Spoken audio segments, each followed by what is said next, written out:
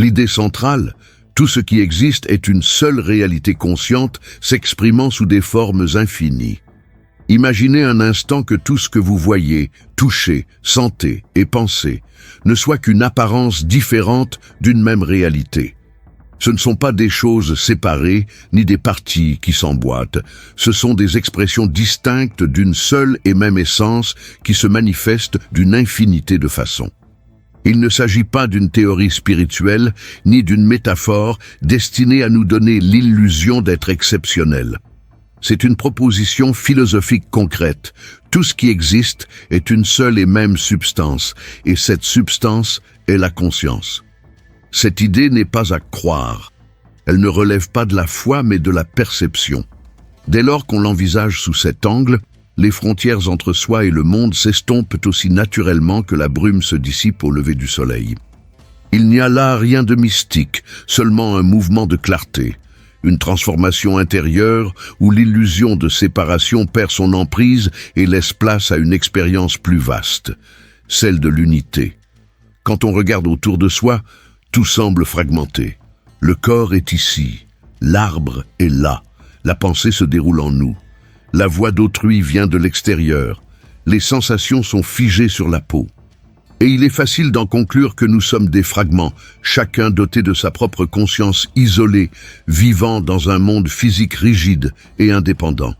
Mais si ce n'était que l'apparence superficielle de la réalité, et si, derrière chaque forme, chaque mouvement, chaque pensée, il n'y avait qu'une seule chose. L'univers, dans son ensemble, n'est pas composé de parties assemblées comme les pièces d'un puzzle. Il est un, il est continu. Et cette continuité s'exprime de 1000 façons, à la manière d'une danse faite d'une infinité de chorégraphies. Il n'y a pas d'âme ici et de matière là. Il n'y a pas deux mondes. Il y a une seule réalité qui se replie sur elle-même, prend des formes, crée des rythmes, se reconnaît à travers tout ce qui est. La manière la plus directe de comprendre cela est peut-être de se poser la question: où commencez-vous et où finit le monde? À première vue, la réponse semble simple. Votre existence s'arrête dans votre peau. Le monde commence dans ce qui vous entoure, mais cela n'est vrai que pour les yeux. Lorsque vous pensez, ressentez ou imaginez, vous franchissez ces frontières sans même vous en rendre compte. Votre corps est ancré dans le présent, mais votre conscience peut se projeter dans le passé, dans le futur, dans un lieu lointain, dans une sensation qui n'a même pas encore eu lieu. Elle n'obéit pas aux mêmes lois de l'espace. Elle n'est pas limitée par le temps. Et si elle n'est pas prisonnière du corps, qu'êtes-vous donc exactement? Cette question ouvre la voie à une compréhension qui change tout, car elle ne cherche pas à définir l'âme, mais à remettre en question l'illusion d'être une partie séparée du tout. Si la conscience que vous possédez actuellement n'est qu'une expression de la même réalité qui forme les étoiles, les montagnes et le silence entre les pensées, alors il n'y a plus ni intérieur, ni extérieur. Il n'y a qu'un champ vivant, vibrant, intelligent et présent qui se manifeste sous de multiples formes, dont la vôtre. Cette réalité n'est pas une idée, elle est vécue en permanence, mais elle passe inaperçue car l'esprit humain a été conditionné à séparer, classer, diviser. Nous grandissons avec l'idée qu'il y a moi et l'autre, ici et là-bas, avant et après. Mais tout cela n'est qu'une façon d'organiser l'expérience et non la véritable structure de ce qui est. Pensez à l'eau d'une rivière. Lorsqu'elle rencontre un rocher, elle est déviée. Lorsqu'elle chute d'une hauteur, elle forme une cascade. Lorsqu'elle entre en contact avec la terre, elle devient boue. Mais sous toutes ces formes, il s'agit toujours d'eau. La forme change, le nom change, la fonction change, mais l'essence demeure. Il en va de même pour la conscience. Elle se manifeste sous la forme d'un arbre, d'une pensée, d'un atome, d'une sensation, d'une galaxie. Mais elle reste toujours la même, sous des apparences différentes. Par conséquent, il n'y a pas de conscience intrinsèque à chaque être. Il n'y a qu'une seule conscience qui s'exprime à travers chaque être. Cela signifie que vous ne possédez pas de conscience. Vous êtes une forme que la conscience a endossée. Ceci change radicalement notre vision de la vie, des autres, de la mort et de la souffrance. Car si tout est expression d'une même essence, alors il n'y a pas d'ennemi. Il n'y a pas de perte absolue. Il n'y a pas de solitude au sens profond du terme. Il n'y a que des changements de forme, de perspective et de flux. Cette conscience n'est pas dans le cerveau. Elle n'est pas dans le sang. Elle n'est pas localisée en un lieu précis, car elle est partout. Lorsque vous pensez, elle s'observe de l'intérieur. Lorsque vous contemplez un paysage, elle se reconnaît de l'extérieur. Lorsque vous ressentez une émotion, elle vibre à une fréquence plus dense, plus riche, plus profonde. Et voici une vérité puissante. Si tout ce qui existe est l'expression de cette conscience unique, alors tout porte en soi une intelligence. Non pas au sens du raisonnement, mais au sens de la présence. Une pierre est présente, une fleur est présente, un son, une pose, un geste. Tous sont des expressions vivantes d'une même réalité, agissant à différents niveaux. La vie ne vous arrive pas. Elle se vit à travers vous. La différence entre deux formes ne réside pas dans la valeur, mais dans la fonction. Le corps humain possède une structure complexe, capable de réfléchir, d'imaginer, de créer. Cela ne le rend pas pour autant plus évolué qu'un animal ou un arbre. Cela signifie simplement que la conscience a trouvé en vous une manière plus subtile de se percevoir. Et cela implique une profonde responsabilité, celle de ne pas se perdre dans l'illusion d'être séparé du reste du monde. Toute division s'apprend. Le jeune enfant ne perçoit pas le soi comme une entité distincte du monde. Il touche, expérimente, ressent et réagit comme faisant partie intégrante de tout. Ce n'est que plus tard, avec l'apparition des mots et des concepts, que surgit l'idée de séparation, le mien et le tien, le bien et le mal, le ici et l'ailleurs. Mais derrière tout cela, la conscience demeure une, se déplaçant simplement avec fluidité à travers ses formes. Cette idée peut paraître abstraite au premier abord, mais elle est extrêmement concrète, car vivre avec cette conscience transforme tout. Votre façon d'écouter autrui, votre réaction face à la douleur, votre rapport au temps, à la matière, au silence. Vous comprenez que rien n'est contre vous, et plus encore, vous comprenez que vous n'êtes jamais seul, car il n'y en a jamais eu deux. Il n'y a qu'un seul être, qui rêve, qui s'épanouit, qui apprend, qui ressent, prenant différentes formes pour se connaître lui-même. L'arbre n'est pas un arbre lointain, c'est vous, sous une autre forme. La personne que vous ne comprenez pas, c'est aussi vous, d'un point de vue auquel vous n'avez pas encore accédé. Le ciel, le bruit de la pluie, le chaos d'une ville. Tout cela est manifestation d'un même champ. Tout est au sein de la conscience, et tout en est une expression. Alors, quand on dit « tout est vous », ce n'est pas un slogan, c'est une invitation, un appel à regarder à nouveau, avec un regard plus ouvert. C'est réaliser que le monde qui paraît si vaste autour de nous vibre aussi en nous, que l'intelligence qui fait briller une étoile est la même qui nous fait respirer pendant notre sommeil, que la vie n'est pas un processus artificiel, elle se révèle à travers nous. Et peut-être, tout simplement, prendre conscience de cela est le premier pas vers une vie qui n'a plus besoin d'autant de murs. Car en percevant toute chose comme faisant partie d'une seule réalité consciente, chaque geste, chaque pensée, chaque choix acquiert une présence nouvelle, un respect nouveau, un amour nouveau, non pas l'amour désiré, mais l'amour qui est déjà là, tout simplement parce que la séparation n'existe plus. À un moment ou un autre de notre vie, chacun a éprouvé cette étrange sensation de contempler le monde et de réaliser que tout semble solide, stable, objectif, comme si cela existait indépendamment de notre regard. Mais une observation attentive révèle que cette stabilité n'est qu'apparente.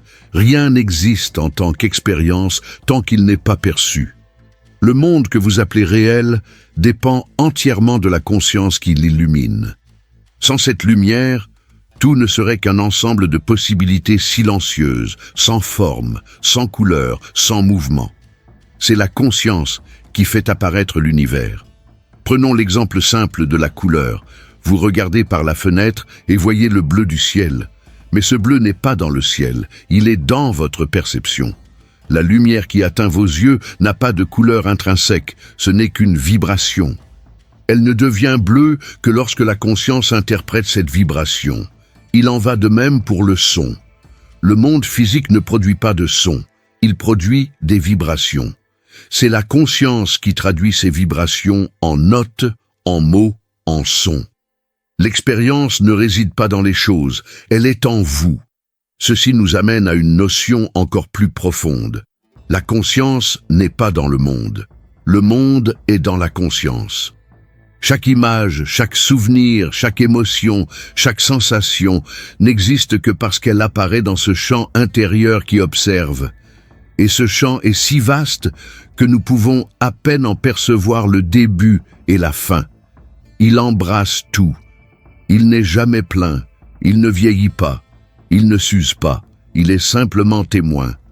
Et c'est ce champ qui rend possible toute forme de réalité. Parfois, distraits par nos pensées, nous avons l'impression que le monde est simplement à l'extérieur.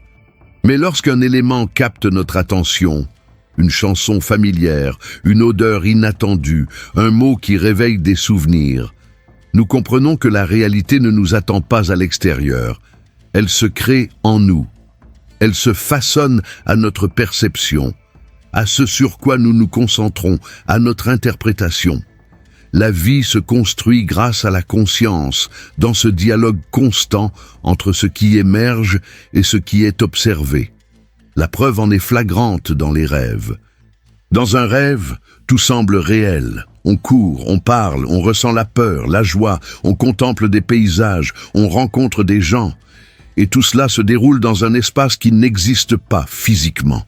La seule différence entre la réalité onirique et la réalité éveillée réside dans le fait que l'une obéit à des règles stables, l'autre non.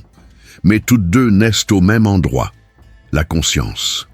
Ce que nous appelons le monde réel n'est autre que le rêve le plus cohérent, le rêve que nous partageons. Et voici une question troublante, mais qui ouvre des perspectives immenses, sans observateur. Un monde existe-t-il réellement ? Non pas au sens de matière brute, mais au sens d'expérience vécue. Sans conscience, il n'y a ni forme, ni couleur, ni temps, ni espace. Il n'y a ni mémoire, ni attente, ni histoire. Seul l'acte pur d'être existe, sans contour. C'est la conscience qui donne forme à ce que nous voyons, qui organise le chaos en sens, qui transforme les vibrations en expérience. Tout traverse ce champ silencieux qui ne cesse jamais d'être présent. Quand vous touchez une table, vous croyez la sentir. Mais ce que vous ressentez réellement, c'est l'interprétation par votre conscience d'informations électriques. Quand vous regardez quelqu'un, vous croyez le voir. Mais ce que vous voyez est l'image produite par votre esprit. Quand vous vous souvenez de quelque chose, vous croyez revivre le passé. Mais le passé ne revient pas, c'est la conscience qui le reconstruit dans le présent. Rien ne se passe en dehors de ce cadre. Si rien n'existe sans être perçu, alors la conscience n'est pas un simple détail de l'expérience humaine. Elle est le point de départ, le fondement sur lequel tout repose.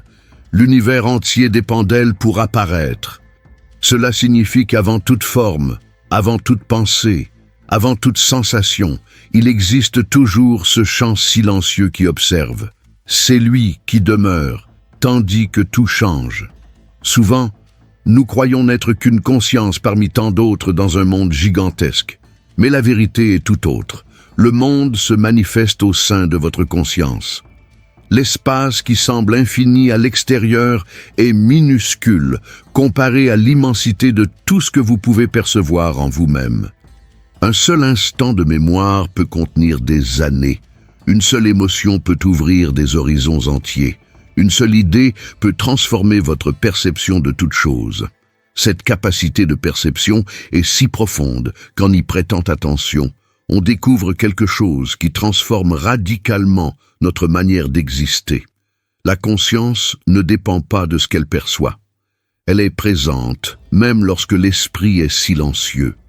Même en l'absence de pensée, d'émotion ou de mouvement, elle demeure là, observant le silence. Cela montre qu'elle n'est pas définie par le contenu, mais par la présence. Et cette présence est stable, continue, indivisible. Imaginez un écran de cinéma. L'écran reste insensible au film projeté. Qu'il s'agisse d'un film de guerre, d'une histoire d'amour, d'un film sur la peur ou sur la joie, l'écran demeure intact. De la même manière, la conscience perçoit chaque expérience sans en être affectée. Seul le contenu change, seul le champ d'observation demeure. Et percevoir cette différence, c'est comme ouvrir une nouvelle porte en soi.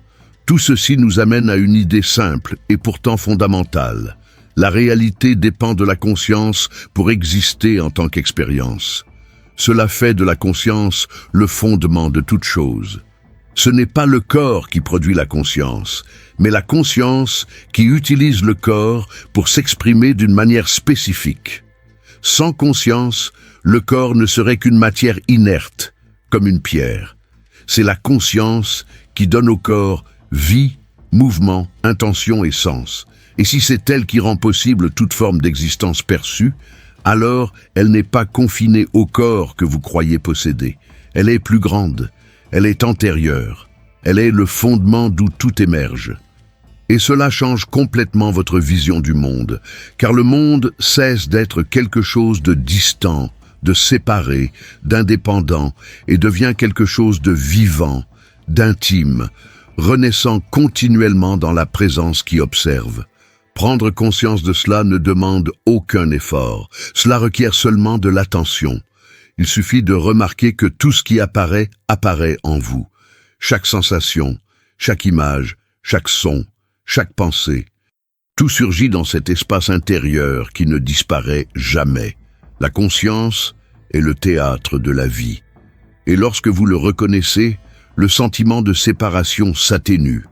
La vie cesse d'être quelque chose que vous tentez de contrôler et devient quelque chose que vous observez avec une plus grande clarté. La conscience est à l'origine de tout. Comprendre cela est le premier pas vers la réalisation que rien n'est isolé. Rien n'échappe à la perception. Rien n'existe sans ce regard silencieux qui donne forme à l'univers tout entier. Lorsque l'on comprend que tout naît dans ce champ, on commence aussi à comprendre que ce champ ne disparaît pas. Il ne fait que transformer ce qui apparaît en son sein. La conscience est le fondement qui soutient l'existence. Et c'est précisément ce fondement qui nous ouvre la voie à la compréhension de la profondeur insoupçonnée de la réalité. Vous pensez, et votre corps réagit. Vous ressentez de la peur, et votre cœur s'emballe. Vous êtes submergé par l'émotion, et vos yeux se remplissent de larmes. Mais vous êtes-vous déjà arrêté pour réfléchir à ce que cela signifie? À chaque instant, il existe une connexion parfaite entre ce qui se passe dans l'esprit et ce qui se manifeste dans le corps, entre ce que vous imaginez et ce que vous vivez, entre ce que vous croyez et ce que vous percevez comme réel. Cette connexion n'est pas le fruit du hasard, ni une simple réaction chimique. Elle est le reflet profond d'une même réalité vue sous deux angles différents, la pensée et l'expérience. L'idée que le corps et l'esprit sont deux entités distinctes est l'un des plus grands pièges de notre mode de vie. D'un côté, on place la matière, de l'autre, l'esprit, les émotions, les pensées, comme s'il s'agissait de deux mondes qui ne se rencontrent qu'occasionnellement. Comme si l'esprit était prisonnier de la tête et le corps, une machine séparée. Mais cette conception n'a jamais eu de sens. Et elle n'en a pas, car elle ne correspond pas à la réalité de l'expérience. Tout ce que vous pensez s'exprime. Tout ce que vous ressentez se manifeste. Et tout ce qui apparaît dans le corps est intimement lié à ce qui se passe dans l'esprit. Il n'y a pas de véritable fossé entre les deux. Il n'y a qu'un double langage pour une même réalité. La conscience n'est pas unilatérale. Elle se manifeste simultanément comme idée et comme forme, comme mouvement intérieur et comme action visible, comme signification et comme corps. Qu'est-ce que cela change? Tout, car dès l'instant où l'on comprend qu'il n'y a pas de séparation entre la pensée et son expression, on commence à percevoir que le monde n'est pas une suite d'événements aléatoires, mais le reflet extérieur d'une réalité intérieure. Ce qui se passe à l'extérieur est le reflet de ce qui se passe à l'intérieur. et ce qui est vécu extérieurement modifie ce qui est perçu intérieurement. C'est une interaction réciproque, constante, silencieuse et précise. Il n'y a pas de décalage entre les deux. Quand on pense à quelque chose, cela existe déjà. Quand on ressent quelque chose, cela s'est déjà incarné. Quand on le visualise, cela se manifeste déjà sous forme physique. C'est le niveau de connexion qui existe entre les deux modes de réalité. L'un n'apparaît pas avant l'autre. Ils sont simultanés. Ils sont comme les deux faces d'une même pièce, inséparables, bien que différents. Cette perception nous éloigne de l'image d'un monde distant. Car si tout ce qui existe à l'extérieur est aussi un déploiement de la conscience, alors tout ce qui nous entoure, chaque objet, chaque son, chaque geste, est une forme de pensée rendue visible. Ce n'est pas symbolique. C'est littéral. La matière est idée sous une forme stable. Le corps est pensée vécue. Le monde est conscience se manifestant par un volume, un poids, une texture. Cela peut paraître abstrait jusqu'à ce qu'on observe comment les choses fonctionnent concrètement au quotidien. Quand on vit dans la peur constante, tout le corps en souffre. Quand on vit dans la joie et la lucidité, le corps se régénère. Quand une croyance change, les comportements changent. Quand un traumatisme est surmonté, le visage se transforme. La peau change. Le ton de la voix change. Rien de tout cela n'est uniquement psychologique. Tout est aussi physique, car la pensée et son expression sont deux modalités d'une même chose. Vous n'êtes pas un esprit d'un côté et un corps de l'autre. Vous êtes cette réalité vivante qui se manifeste simultanément sur ces deux plans. Lorsque vous comprenez cela, vous commencez à transcender la dualité. Vous commencez à percevoir que vos décisions intérieures façonnent le monde extérieur et que ce qui se passe à l'extérieur engendre des mouvements intérieurs. C'est un système sans division, où tout communique avec tout. Plus encore, cette unité entre la pensée et son expression démontre que le cours des choses n'est pas le fruit du hasard. Il y a cohérence, il y a sens. Chaque aspect de vous dialogue avec tous les autres, même inconsciemment. Une gêne physique porte en elle une histoire. Une impulsion émotionnelle recèle une vérité inavouée. Un geste inconscient révèle un schéma ancestral. Et tout cela se manifeste car les deux facettes de l'existence dialoguent sans cesse. L'exemple le plus direct en est peut-être la respiration. On peut respirer automatiquement, sans y penser, mais on peut aussi respirer consciemment. Et quand on le fait, l'esprit change, le corps change, l'état intérieur change. La respiration est un point de rencontre entre ces deux mondes. Elle montre que la division entre intérieur et extérieur, entre mental et physique, n'est qu'une illusion créée par l'habitude.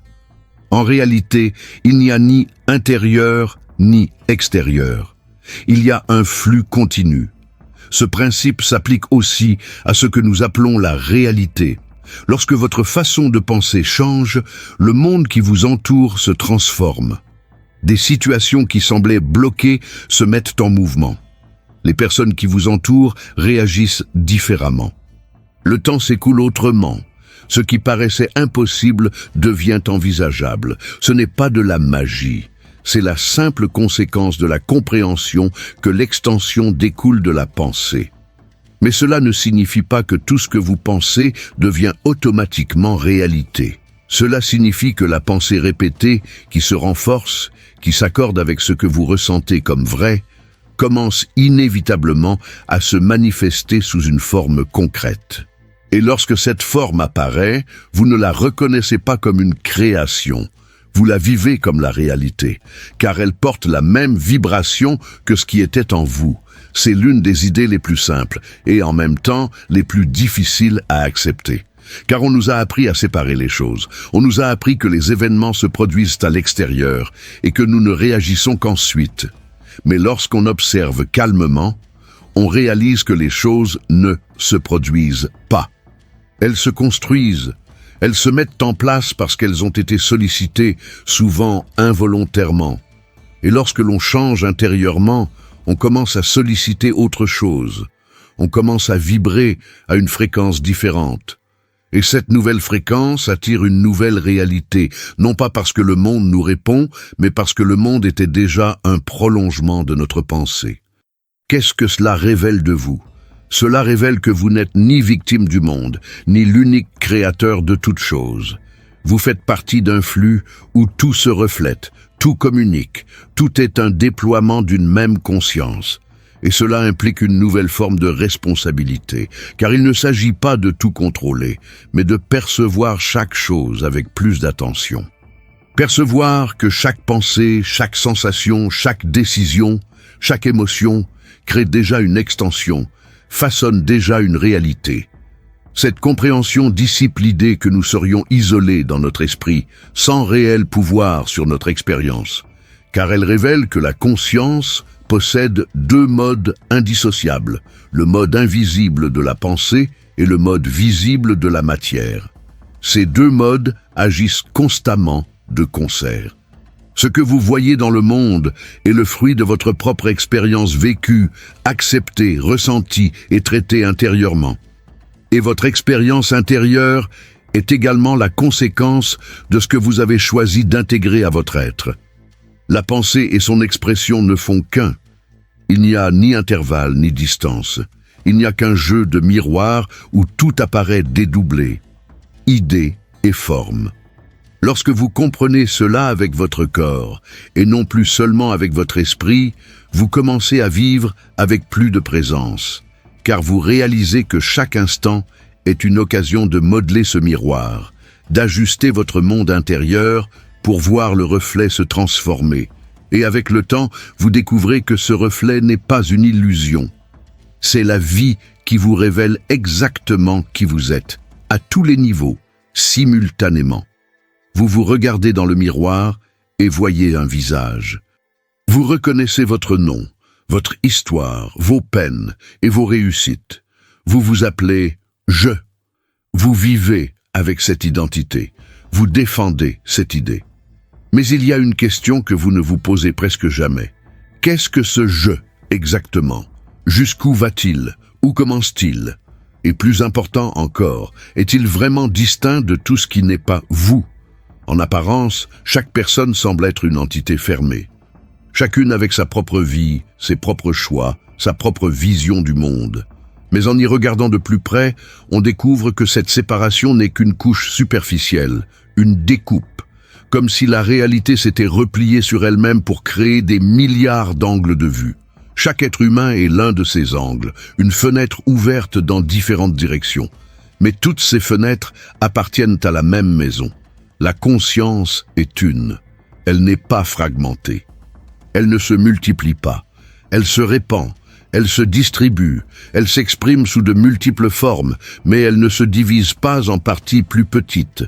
Lorsque vous pensez, ressentez, choisissez, vous faites l'expérience d'une version localisée de cette conscience. Une perspective, un instantané porteur de limites, de croyances, de filtres. Et c'est précisément grâce à ces limites que la conscience est capable de se percevoir de manière si diverse. Chaque personne est comme une lentille. Ce qui change d'une personne à l'autre, ce n'est pas la lumière, mais le filtre. La lumière reste la même.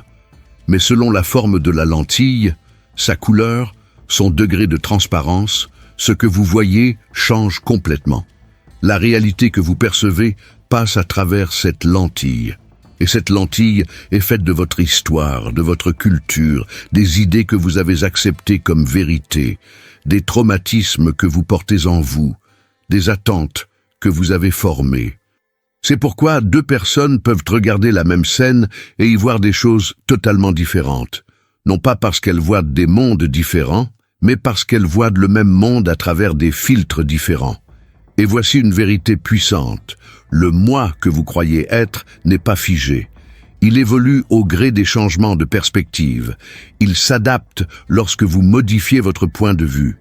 Lorsque vous surmontez une ancienne souffrance, votre perception s'éclaircit. Lorsque vous vous accrochez à une idée rigide, elle s'assombrit. Et le monde réagit en conséquence. Les situations, les relations, les sentiments que vous attirez ne sont pas le fruit du hasard. Ils sont le reflet de votre angle de vue. Car la conscience ne vous montre pas la réalité telle qu'elle est.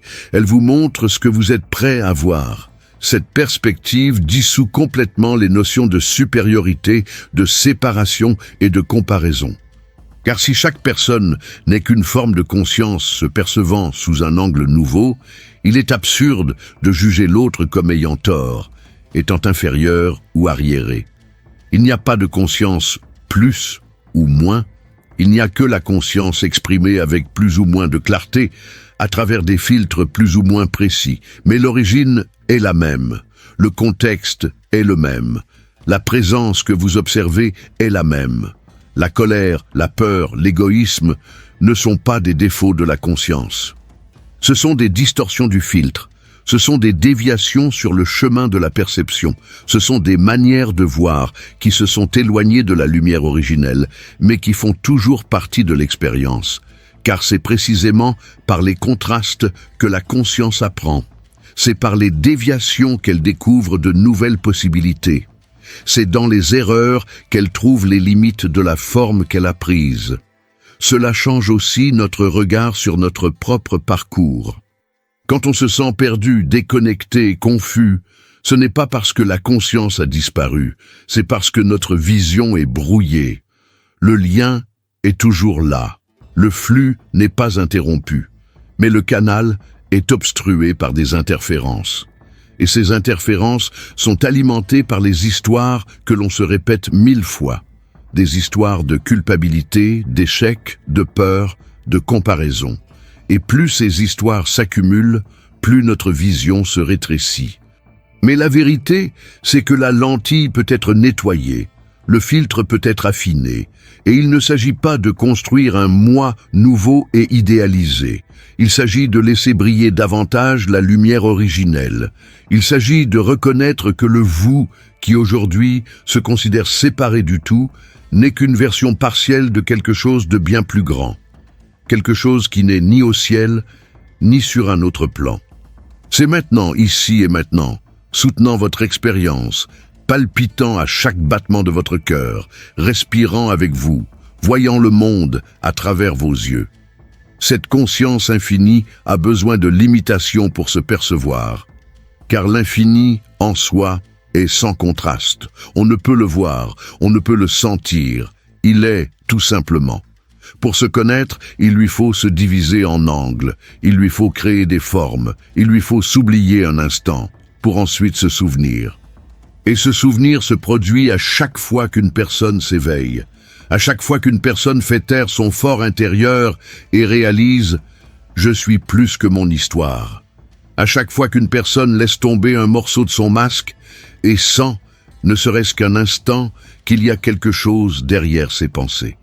Tu es ce quelque chose, mais tu vis comme si tu n'étais que du papier, comme si tu n'étais que le nom, le numéro de sécurité sociale, le numéro de carte d'identité. Comme si tu n'étais que les défauts, les étiquettes, les titres, les traumatismes.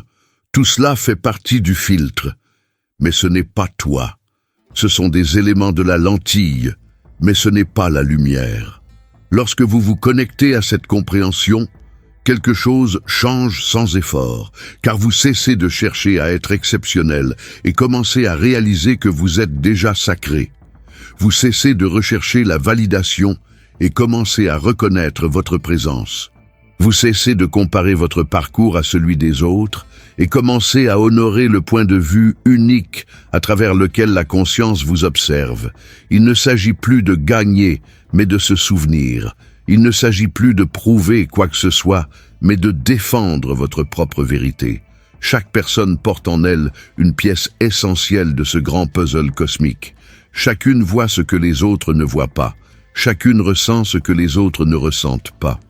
Chacune a été façonnée pour refléter un aspect spécifique de la conscience totale. Et cela signifie que personne n'est insignifiant. Personne n'est remplaçable. Personne n'est en marge du flux. Même ceux qui sont perdus sont sur le chemin.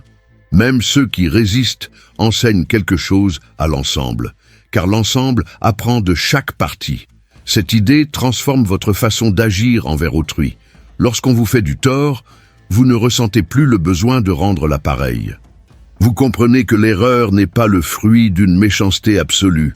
Elle provient d'une vision déformée, d'une souffrance non apaisée, d'une perception biaisée. Et vous pouvez choisir d'être plus qu'une simple réaction. Vous pouvez choisir d'être la clarté qui purifie, la présence accueillante, le silence apaisant. Mais tout commence à l'intérieur. Cela commence au moment où l'on cesse de se percevoir comme une identité figée et où l'on commence à se voir comme une expression vivante. Une manifestation en perpétuelle évolution, un point lumineux qui porte en lui la mémoire du tout, même sans tout se rappeler. Un fragment unique mais non séparé. Vous êtes la conscience se contemplant à travers ses propres yeux. Et cela suffit à sacraliser votre vie, non pour ce que vous accomplissez, mais pour ce que vous êtes. Une présence sous forme humaine, cherchant à se souvenir de son origine, tout en faisant l'expérience de la beauté et du chaos de l'existence. Et plus vous affinez cette perspective, plus tout devient clair, car rien n'existe en dehors de la conscience. Et la conscience n'est pas à l'extérieur, elle est ici, elle contemple le monde, depuis l'intérieur de vous. Il existe une peur qui traverse l'histoire de presque tous les êtres humains, la peur de la fin, la peur de cesser d'exister, de disparaître, d'être effacé. Pour beaucoup, la mort est cette ligne qui marque la séparation définitive entre le moi et le néant. Mais cette peur est-elle fondée sur une vérité ? Ou provient-elle d'une conception erronée de la nature de la conscience, de son emplacement et de ce qui disparaît véritablement avec la mort du corps? Tout au long de notre vie, on nous a appris à nous identifier à la forme du corps, la forme des émotions, la forme des idées. Mais toute forme, tôt ou tard, change. Chaque structure physique, aussi résistante qu'elle puisse paraître, porte en elle le poids du temps. Le corps vieillit. La peau se transforme, les cellules se renouvellent, l'esprit évolue, les pensées vont et viennent. Et pourtant, il y a quelque chose qui ne change pas. Il y a quelque chose qui est témoin de tout cela.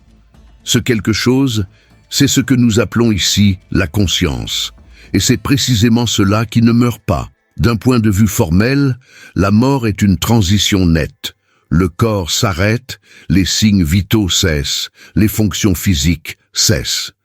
Mais du point de vue de la conscience, la mort n'est que la fin d'une configuration. Un vêtement porté un temps est désormais abandonné. La conscience n'était pas à l'intérieur du corps, comme un passager dans une capsule.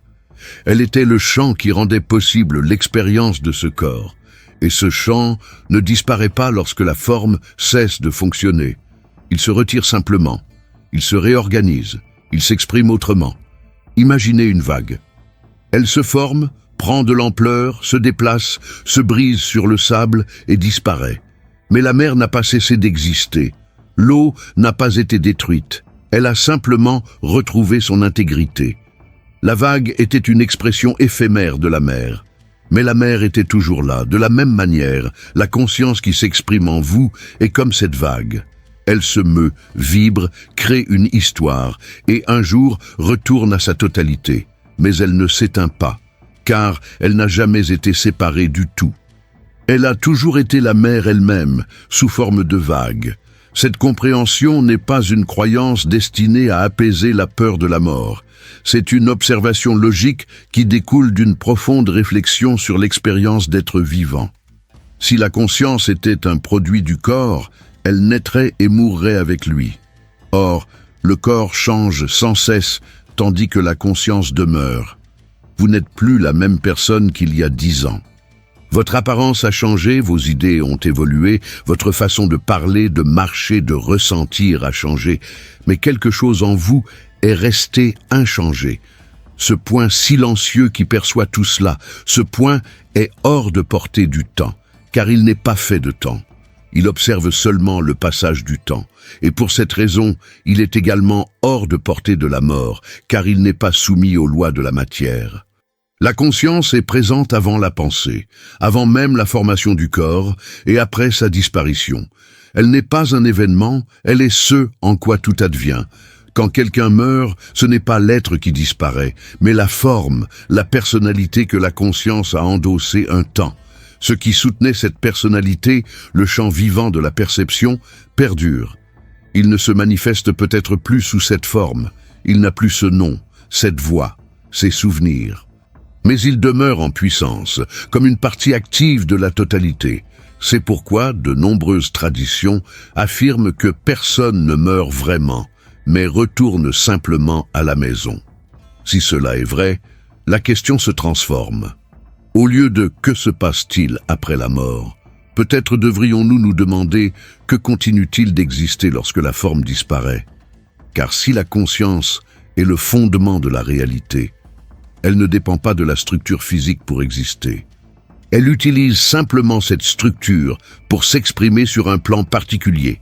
Lorsque cette structure ne remplit plus sa fonction, la conscience ne meurt pas. Elle change de canal, elle change de fréquence, elle change de mode. Avez-vous déjà dormi si profondément que vous n'avez pas rêvé, ni image, ni son, ni pensée, un vide absolu. Et pourtant, au réveil, vous dites « j'ai bien dormi ». Qui pouvait savoir que vous aviez bien dormi ?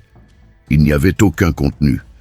Mais il y avait une présence, une perception sans forme. Ce simple exemple montre que la conscience peut exister sans image, sans corps, sans histoire. Et si elle peut exister ainsi pendant le sommeil, pourquoi pas après la mort ? Cette perception transforme radicalement notre façon de vivre. Elle nous libère de l'obsession du contrôle absolu, de la course à l'accumulation, et de l'idée qu'il nous faut prouver notre valeur tant que nous le pouvons encore. Quand on comprend que la conscience ne s'éteint jamais, la mort perd de son importance en tant que fin absolue. Elle devient simplement un virage, un point de transition, un retour à ce qui a toujours été là, mais qui sera désormais vécu différemment. Cela ne signifie pas que la mort cesse de faire mal. Cela ne signifie pas que le manque disparaît. La douleur de l'absence physique est réelle. Elle est naturelle. Mais lorsqu'on considère la conscience comme quelque chose de plus grand que le corps, cette douleur prend une autre dimension.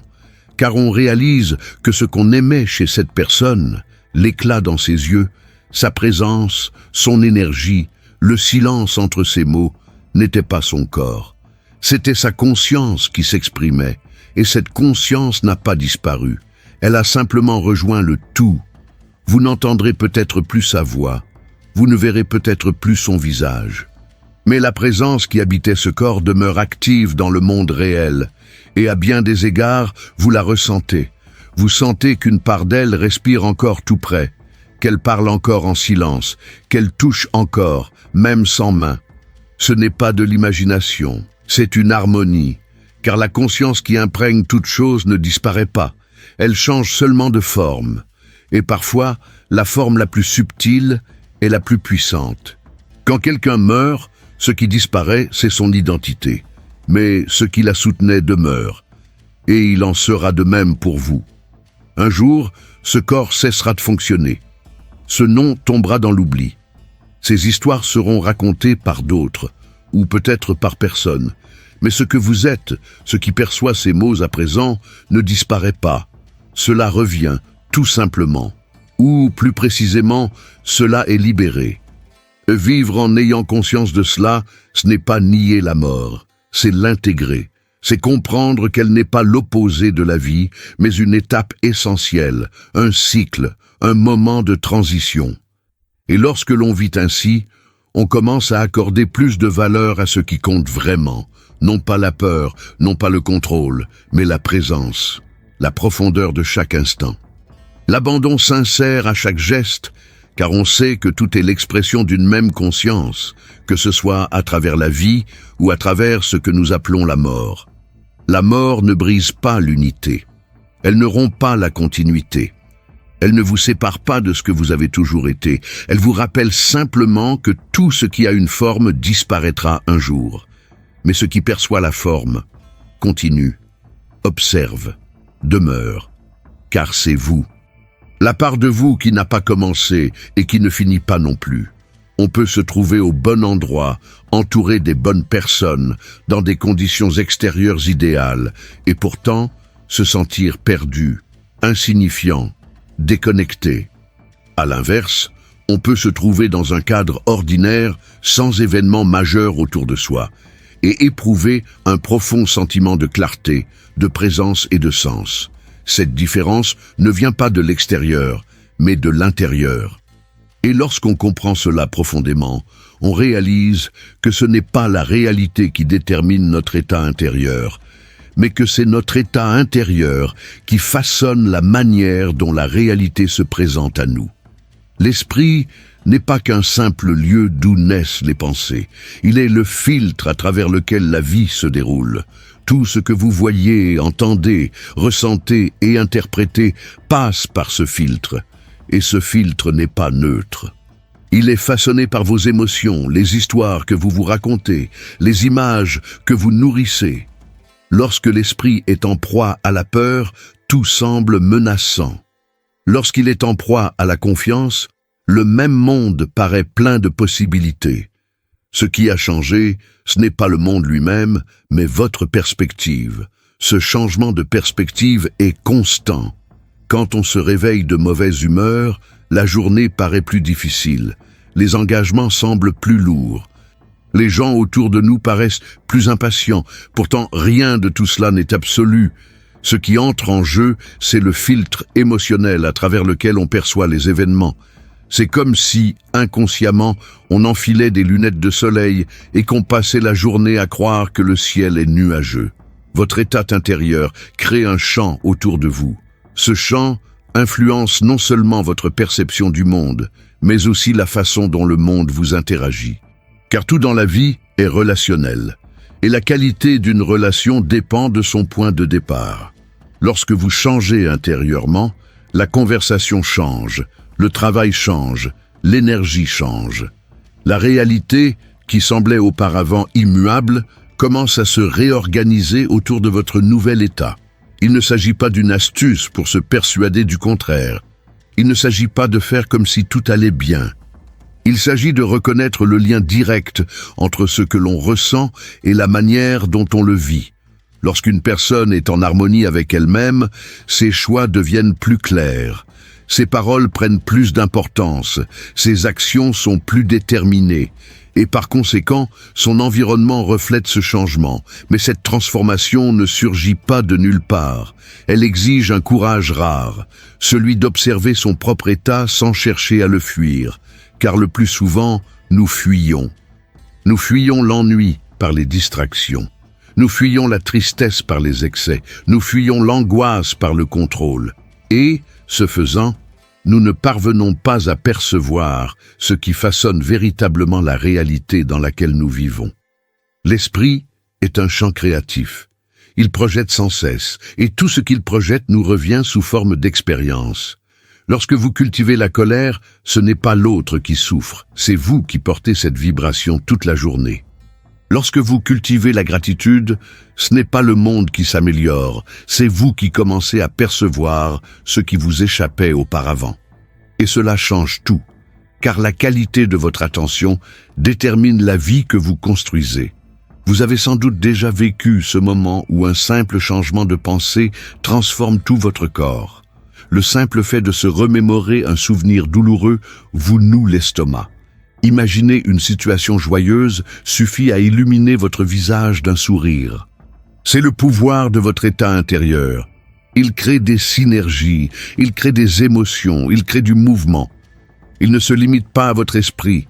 Il influence votre corps, votre environnement, vos relations. Et cela devient encore plus évident lorsqu'on observe les cycles de la vie. Il y a des phases où tout semble bloqué. Rien ne se déroule. Les réponses ne viennent pas. Les portes se ferment. Et l'esprit, dans ces moments-là, a tendance à renforcer un schéma de manque. Rien ne fonctionne. Tout est contre moi. Rien ne changera. Mais si l'on parvient à interrompre ce schéma, même un instant, quelque chose s'ouvre. Car la réalité ne répond pas à nos désirs. Elle répond à notre état vibratoire. On n'attire pas ce que l'on désire, mais ce que l'on entretient. Et ce que l'on entretient, on le nourrit de son attention. L'attention est la ressource la plus puissante qui soit. Elle canalise l'énergie, renforce les images mentales et transforme les pensées insignifiantes en convictions profondes. Ces convictions sont comme des graines. On sème une idée aujourd'hui, on l'arrose d'émotions pendant des jours et en peu de temps, elle devient une réalité concrète. Mais l'esprit a besoin d'être éduqué. Car, par défaut, il tend à répéter ce qu'il connaît, même si cela fait mal, même si l'on connaît ses limites. L'esprit préfère le confort de la répétition à l'incertitude du changement. C'est pourquoi beaucoup continuent de créer les mêmes réalités, de vivre les mêmes conflits, de reproduire les mêmes schémas, comme pris au piège d'un cycle invisible.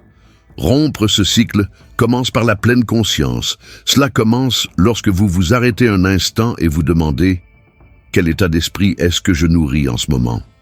Peu importe si la réponse est inconfortable. L'important, c'est qu'en prenant conscience de cela, vous accédez au choix. Et avec le choix naît une nouvelle possibilité. Vous pouvez continuer à alimenter le même schéma, ou vous pouvez prendre une grande inspiration et choisir une autre pensée. Une pensée qui apporte de la légèreté, une pensée qui crée de l'espace, une pensée qui vous sort du pilotage automatique. Cela ne signifie pas nier la difficulté, mais plutôt ne pas la laisser tout définir. Car même au cœur de la douleur, il est possible de respirer plus consciemment. Même au milieu du chaos, il est possible de choisir une pensée apaisante. Même dans le doute, il est possible de cultiver un peu plus de silence. Et ces petits choix, répétés avec constance, modifient notre état intérieur. Et lorsque cet état intérieur change, la réalité se réorganise autour de cette nouvelle fréquence. Ce mouvement est subtil, mais bien réel. Et avec le temps, on réalise que le monde n'a jamais été figé. Il a toujours été malléable, il a toujours été un miroir, il a toujours été une scène. Et ce qui se jouait à l'extérieur n'était que le reflet de ce que l'on acceptait comme vérité à l'intérieur. Changer son état intérieur n'est pas un miracle, c'est un entraînement. C'est une pratique quotidienne d'observation, d'ajustement, de respiration, de choix. Non pas pour contrôler le monde, mais pour se souvenir que l'on en est une partie active, que l'on n'est pas prisonnier d'une réalité. On la co-crée constamment, même sans s'en rendre compte. Et lorsqu'on en prend conscience, on accède à une liberté que personne ne peut nous ravir. Lorsque l'esprit est en harmonie avec le cœur, il devient un canal limpide. Et lorsque ce canal est limpide, la vie s'écoule plus harmonieusement. Les décisions deviennent plus faciles. Les rencontres sont plus authentiques. Le temps semble plus généreux, car la réalité extérieure commence à refléter notre état intérieur. Et cela transforme non seulement notre façon de vivre, mais aussi notre perception de nous-mêmes. Il y a en nous quelque chose qui ne sera jamais pleinement satisfait, une impulsion silencieuse qui nous pousse sans cesse vers l'étape suivante, la question suivante, le niveau de compréhension supérieur. Même lorsque nous atteignons nos objectifs, cette soif d'insatisfaction revient. Ce n'est pas un défaut, ce n'est pas un manque, c'est l'appel de l'expansion. La conscience elle-même, à travers chaque expérience humaine, aspire à se voir plus précisément, à sonder ses profondeurs, à se reconnaître sous de multiples formes. Et à chaque vie, à chaque choix, à chaque instant vécu pleinement, cet univers s'étend de l'intérieur. La conscience n'est pas statique, elle pulse, elle vibre, elle crée.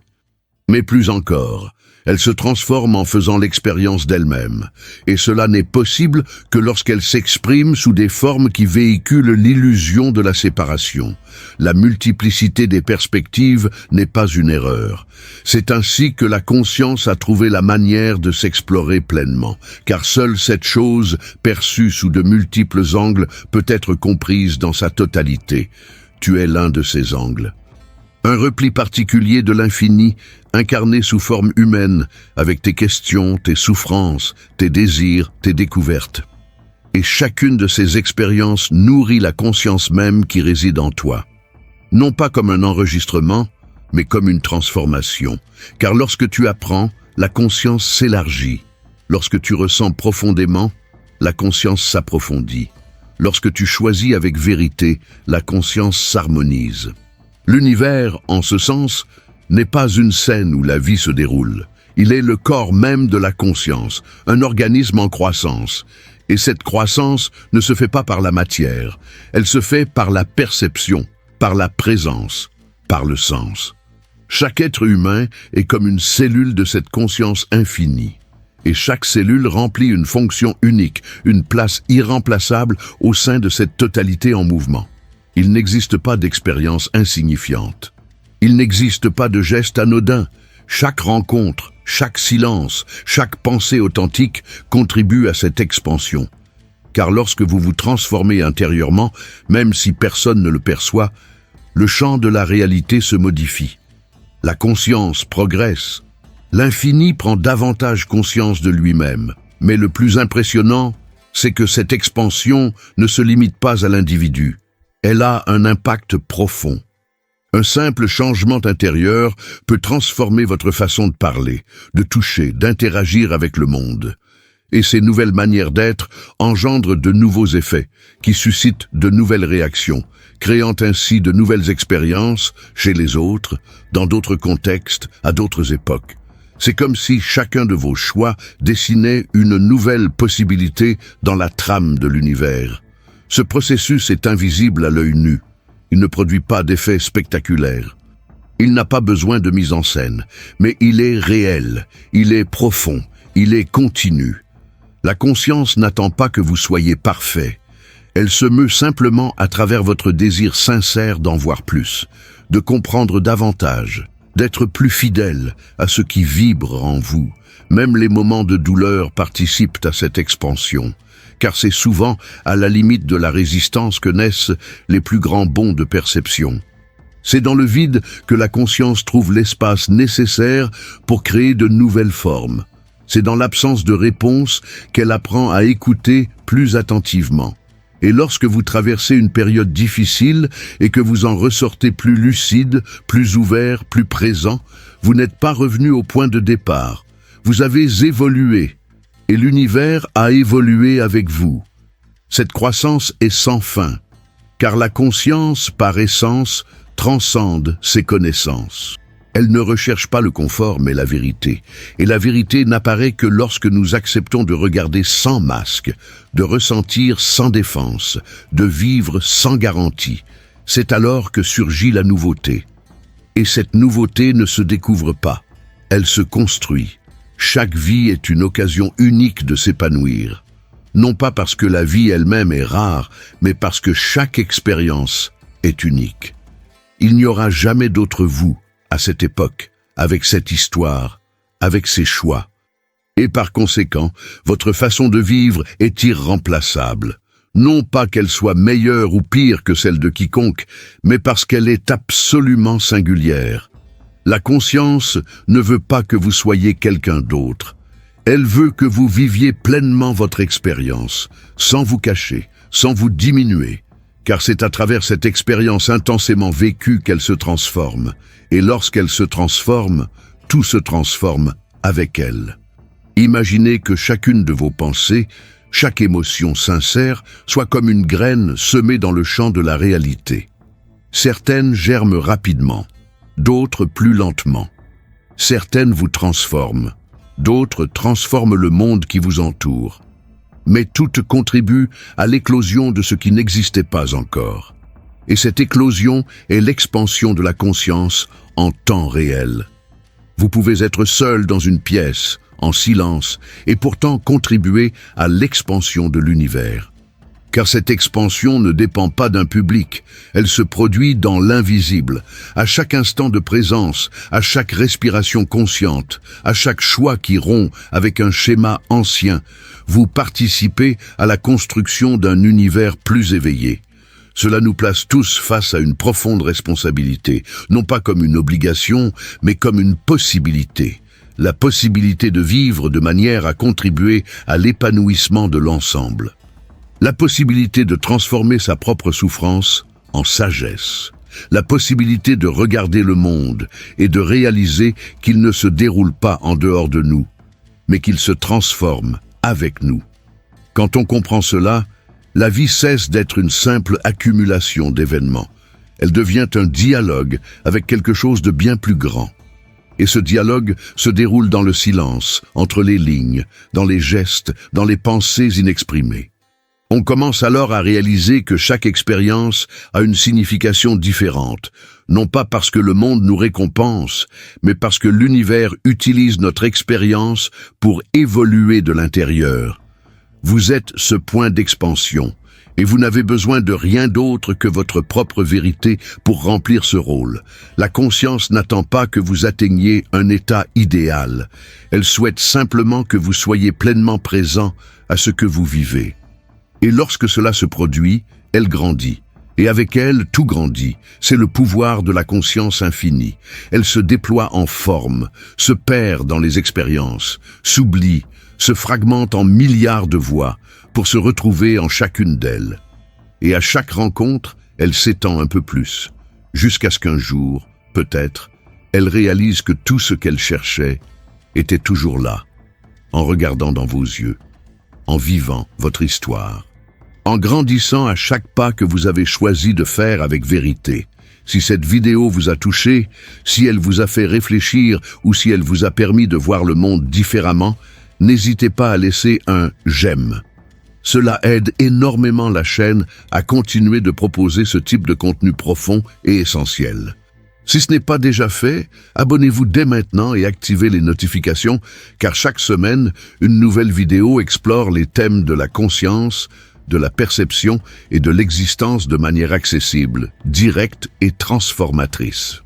Dites-moi en commentaire, qu'est-ce qui vous a le plus marqué dans cette vidéo? Qu'est-ce qui vous a paru pertinent? Qu'est-ce qui a suscité une réaction en vous? Je lis tout et je réponds dès que possible. C'est ainsi que nous construisons ensemble un espace d'échange authentique.